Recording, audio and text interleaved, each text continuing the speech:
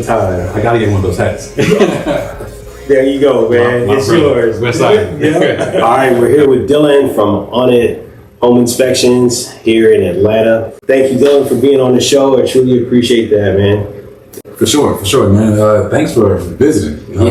First off, all the way down from Cali, man. Yeah. Southern California. Yeah, it's crazy. It's crazy, man, when I first met you, right? We met on social media, of course, right? And I just saw you out here killing it, and I was like, man, like, who is this dude, man? He's out here killing it. Yeah. And then I come to find out that you know Jock, and you work with Jock, and you went through his mentor program, but now, Jock just said that you were his star student, one of his star students, right? And that you came out the gate just running, man. And it's so good to see that happening, man. And I know that we talked the other day, and you have an employee now, and you're killing it, man. So you went from not doing home inspections at all to now having your own successful home inspection for yourself, and not only yourself, but for a employee, man. Right. So how do we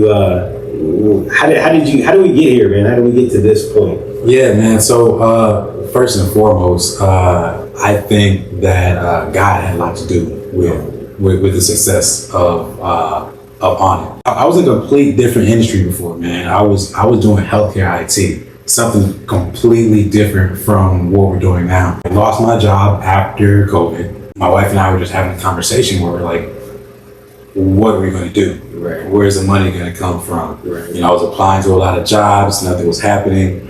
My fiance at the time, we were engaged, trying to figure out what's next. And we decided, hey, jobs are giving us any opportunities. Let's make our own. And that's how we jumped into the home inspection industry.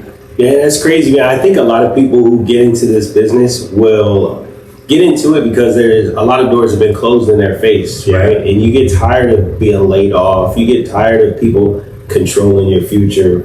And in home inspections, this is something that has a pretty low startup, and you can actually thrive and start your own business if you have the mindset to do that, right? Yeah. So there's a lot of people who will become home inspectors, and they really enjoy the job of being a home inspector without running the business, right? It takes a special person to run any type of business. So for you to say, like, you know what, I'm going to jump in there and not only just be an employee or learn the trade, I'm going to actually start my own business. That's crazy. That's crazy. That's good. And you like blew up. That's the crazy part. That first year, you did like how many inspections we were just talking about? So the first year was 336, 330. It was right, around that number. That's good. And you didn't even start the full year, right? Yeah. I didn't start the full year. So yeah, man. Jeez. Yeah. That's good, man. That's really good. It's good to see. In this business, starting a new home inspection company, the number one thing is advertising. Right?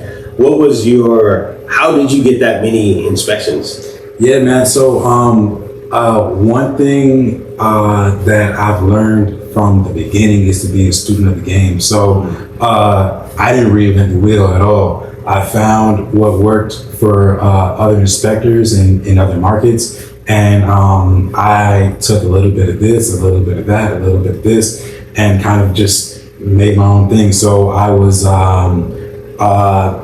contacting realtors. I was using social media heavy, the information type videos.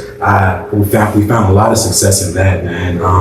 Because there'll be things that as a home inspector, we might think is common sense, or we might think it's, we won't put second thought into it. But when we make a video explaining these things, we got a lot of good feedback off of that. And we came across a lot of new realtors, a lot of new clients and stuff like that. Like, people will save our videos. And one thing I often ask clients when they book is like, hey, how'd you find us? Yeah. Right? And a lot of them will say, man, I seen one of your videos on Facebook, and I knew that I was going to buy in the next couple of months. So I just saved information. Oh, yeah. That's true. That's true. Yeah, you definitely got some traction. I heard about you in California. Yeah, man.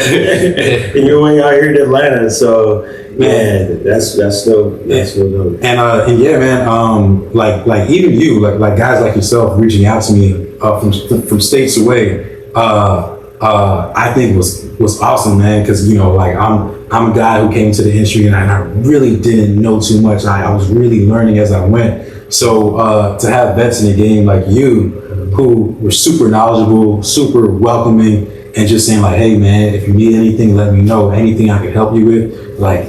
Yeah, like we really have a brotherhood. Yeah, for real. So when I came out here, I definitely wanted to make sure I hit up Jock, hit you up, the other two brothers too, with Fairway Home Inspections and Get It Done Inspections, man. All great brothers, man, who are doing it, and the conversations that we've all had is really cool because we're all pretty much in the same struggle of this home inspection game, right? Yeah. And trying to figure out, how do we get our next clients? Man, how do we hire our next employee? Yeah. And man, does this look normal to you? Just in a text message. So it's good to have that brotherhood and be able to explain and talk through some things with people. So I appreciate you being there. So for sure, man. Yeah. And then I wanted to ask you about realtors. Once you get the realtors, what are like the top 3 things that you could tell a realtor, like coming into the business, that they need to look out for in a home inspection? Like obviously they're subject matter experts in their field and we are in ours, right? So they don't expect us to know everything that a realtor does and we don't expect them to know everything that a home inspector does. But I feel like there's a couple things that realtors could do when they're doing showings, when they have open houses, to kind of get a feel of what that report and what that inspector is going to say, right? So, just doing stuff like if you're outside and you see that the condenser looks janky and looks old, right. just be mindful of those things, right? Like maybe when you're driving into the neighborhood and you're looking at all the roofs and you can see that most of the roofs on the street are new, but the one for this house isn't. That can tell you that this roof possibly is going to need to be replaced soon, right? That's smart. Yeah. So little stuff like that, and also to know that there's not going to be one report that's perfect. Every house is going to have stuff, right? That's a good point because a lot of times realtors will want to show the perfect house. Yeah. I found the perfect house for you and there's no issues with it. Yeah. And then here we come in and we just ruin the day. Just blew everything up, right? Everything up. And we're calling out all this stuff and they're like, man, this house looked perfect before you got here. Now I'm having second thoughts. You know? But that's another part of being a home inspector as well, is being able to communicate your findings without killing the deal too. Yeah. Right. So how has that been, working on that part of communicating your findings with the agents? Yeah, man. That's important, man. And now that we've gotten to the stage in the business to where we're hiring inspectors, one thing I always tell our guys is as good of an inspector that you could be, you also have to have people skills and know how to communicate, right? Because you don't want to be the inspector that, you're great at finding stuff and stuff like that, but you're going to run to the realtor and the client like, oh my gosh, this is great. Knowing how to communicate these things. And I think when I was trained, they called it bedside manner, right? So like if you go to the doctor and there's something wrong, the doctor isn't going to say, oh my gosh, it's going to have some sort of tact to it. So just being able to kind of, find a way to clearly communicate and just present the facts. Right. Yeah, that's true. Yeah, it's the opinion that always gets us. Like, oh, I see this, man. I ain't never seen nothing like this before. Like, I don't know who put your whatever on, but you better check their license. And that's something that, like you said, we don't need to do. Just simply give the facts. Yeah. It's not functioning. It's average for the age of the appliance. This is average. So how much time you left? How much time you have left? I don't know. But I've seen them run a lot longer. Yeah. So just giving the information without having too much of an opinion is definitely key. For sure. Definitely key.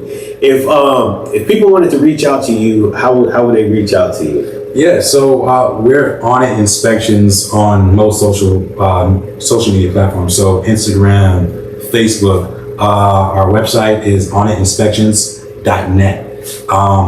Yeah. Cool, man. Well, thank you for this, man. Thank you for all the Southern hospitality, man. I flew out here. Man, the brother came, he took me to a great cigar bar. That was a good time. Yeah. We hung out there, and that was a really good time, smoking some cigars and hanging out with Doug from HTX from Texas. Shout out to HTX. Shout out to HTX. It was a good time, man. So I appreciate you, man, for taking care of me while I'm out here and for sure. treating me like one of your own, man. For sure. So good looking out. Thank you. I got to make the visit. Got to make the visit to San Diego. Yeah, man. When you come out, for sure, we'll bring you into the Ivy League lair. Oh yeah. And we'll shoot some pool and shit. Let's do it. Let's do it, man. We'll have a good time. I gotta get one of those hats. There you go, man. It's yours. West side. Yeah.